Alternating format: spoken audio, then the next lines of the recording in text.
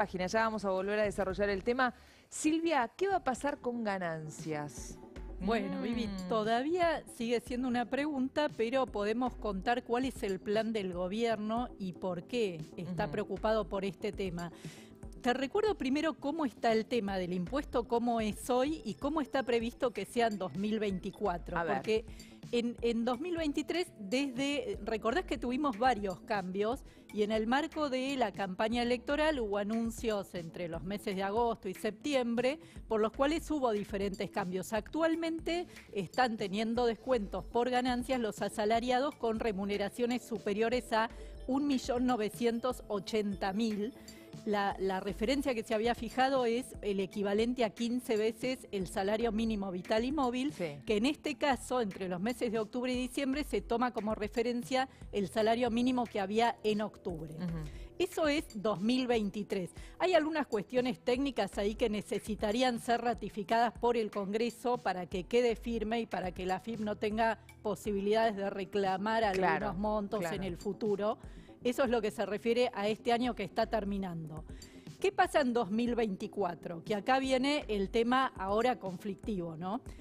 Hay una ley ya aprobada, todavía no reglamentada, pero bueno, la ley está, con lo cual está vigente, que indica, hace varios cambios al impuesto, pero entre otros mantiene esto de que la base para empezar a tributar es 15 veces el salario mínimo.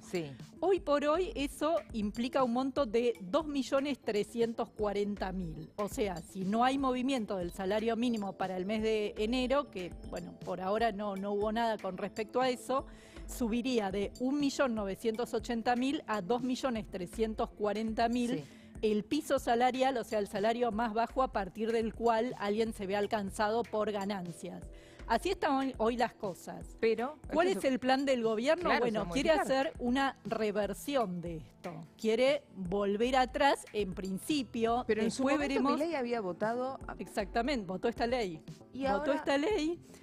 Juntos por el Cambio no la había votado, creo que en su mayoría, porque justamente hablaban de que no había una baja de impuestos, que es algo bueno, digamos, porque además una baja de impuestos en un contexto inflacionario. Lógico. Recordemos también que este impuesto fue incrementando mucho su presión sobre los salarios por la falta de un ajuste adecuado, digamos, frente a una inflación en alza. Eso siempre genera mayor presión impositiva. Claro.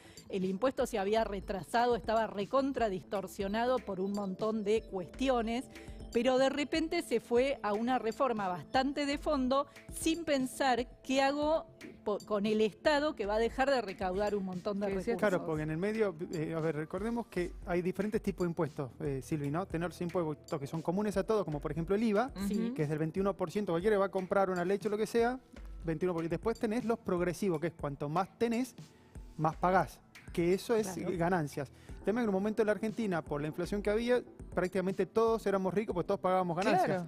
Pero ahora se fue al otro extremo, donde es muy pequeño el que paga y que termina pagando ganancias. Entonces, ¿cómo hacemos? ¿Cómo se puede lograr un punto intermedio?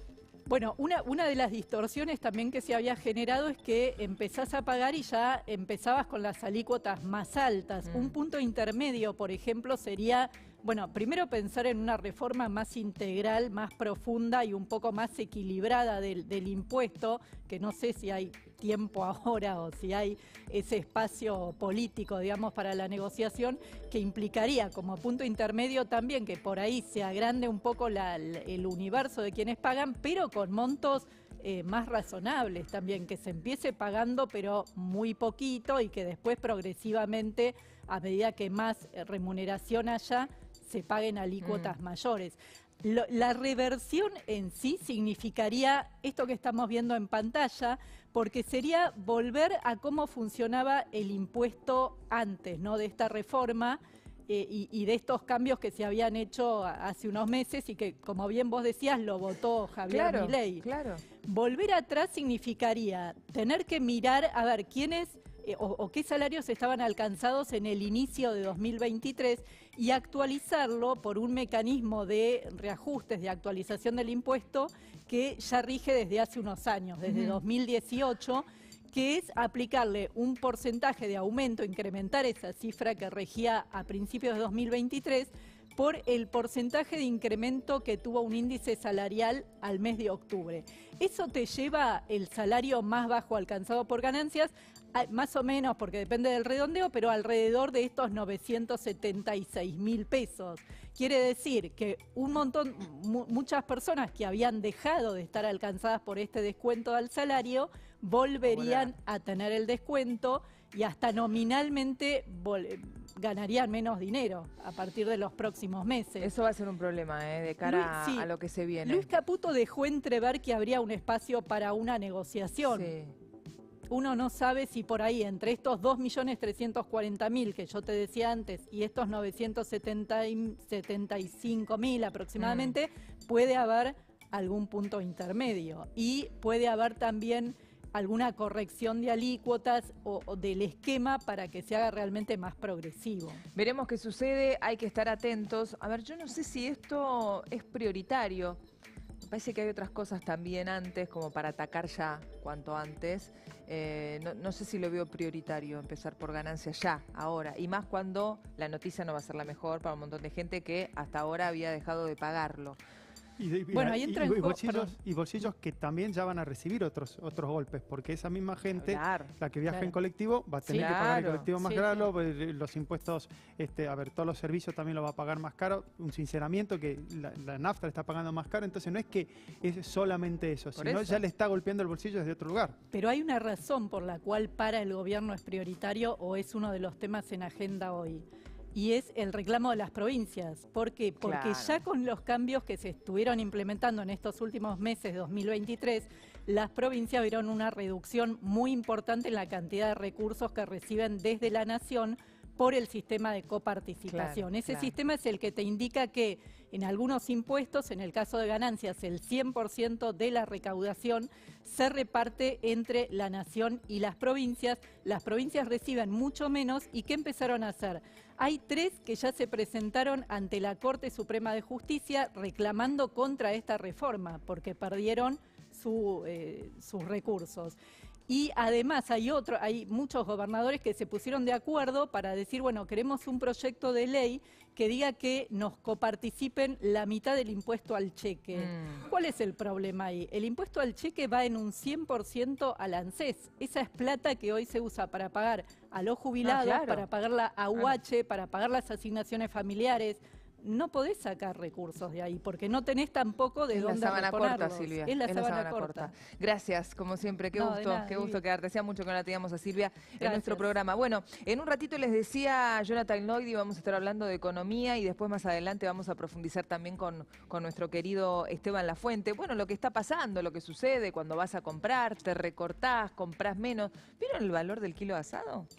¿A cuánto se fue? Las milanesas. Las milanesas, el helado, el pan, las facturas. El otro día estaba esperando yo para comprar una panadería y una mujer se llevaba, ¿vieron esas cremonas gigantes así? Y le digo a la mujer, estará buena, la habrán puesto recién, porque a veces, viste, queda y queda dura. Y me dice la mujer, mira, no sé si está buena o no está buena.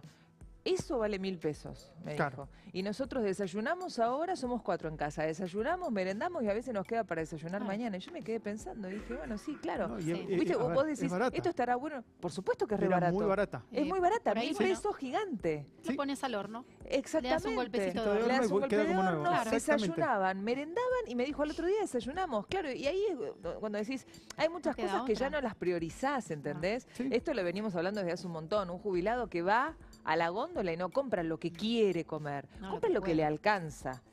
Y ni hablar de los medicamentos. Los medicamentos. Ayer hablaba con mi mamá, por ejemplo, me dice, uy, gasté una fortuna en los medicamentos, no puedo dejar de tomarlos, porque obviamente está anticoagulada y demás, pero me aumentaron un 50%. Y muchos eligen, van a la farmacia, esto lo escuché yo, Claro. ¿Y cuánto cuesta este? ¿Cuánto cuesta el otro? Bueno, dame este y este no. Como si fuera una opción dejar de tomar un medicamento que tenés que tomar, ¿entendés? No. Bueno, también entra en juego ahí de nuevo la ley de genéricos, que la gente sepa que no tiene que comprar la marca, más allá de que a muchos... Más que allá de que la marca muchas veces tiene un respaldo por Claro. detrás. En época, por eso, siempre hablando en un contexto de crisis, a veces uno tiene que transitarlo ese contexto de crisis. Hay que pasarlo. El tiempo. Sí. Ojalá que sean 6 meses, como dicen, o un año, como máximo. Y para pasarlo muchas veces uno, después volvés. Después hay muchas cosas que yo pienso. Gracias a Dios, muchos de nosotros recortamos en algunas cosas, pero la verdad es que hay gente que de verdad la está pasando muy mal, ¿no? Entonces vos vas al pediatra, el pediatra te dice, no, tu bebé, la piel sensible, tenés que comprar este protector solar para chicos, o este shampoo. Protector solar pediátrico, 19.000 pesos, con un descuento que te dan, un cupón, 13.000 pesos en alguna cuota. Pero yo digo, el que lo puede comprar, genial. ¿Cuánta gente realmente puede proteger la piel de su bebé de meses con un protector solar de 19.000 pesos? Ni hablar la tuya también. En realidad no tenemos que proteger todos, pero bueno. No hablemos de los pañales. Un bebé, pañales, leche. Yo voy a un caso incluso más grave que eso. ¿Cuánta gente sabés vos que se pudo dar la vacuna contra el dengue? Esta semana se murió un bebé de 6 meses de dengue. Olvídate, Tucu, tenés razón en lo que decís. La vacuna del herpes zóster, pregunté en la farmacia, ¿cuánto cuesta? No la cubre, obviamente, ninguna obra social. Claro, no está en el programa médico obligatorio tampoco, claro. 68.000 pesos la vacuna contra el herpes zóster. ¿Quién se la va a poder aplicar? No, obvio. Es un chiste. Entonces, todo es una locura. Es muy difícil esto que hablábamos con Eduardo. Vas al supermercado, porción de pan dulce. Vas a la panadería. Esto viene pasando de hace mucho. Lo hablábamos también hoy a la mañana en producción. Hace mucho. Antes vos te llevabas el queso completo. Después empezamos a ver cómo fraccionaban el queso y vos te ibas llevando las porcioncitas. Y ahora algunos ni compran queso. Bueno, me como los fideos sin queso rallado. Con manteca, nada más. Empezás a recortar en todo. El recorte está en todo y en lo que cada uno puede hacer. Y cada uno, por supuesto, en su situación económica. ¿Tenemos información urgente para compartir? Dale, lo compartimos. Nos está esperando Ernesto.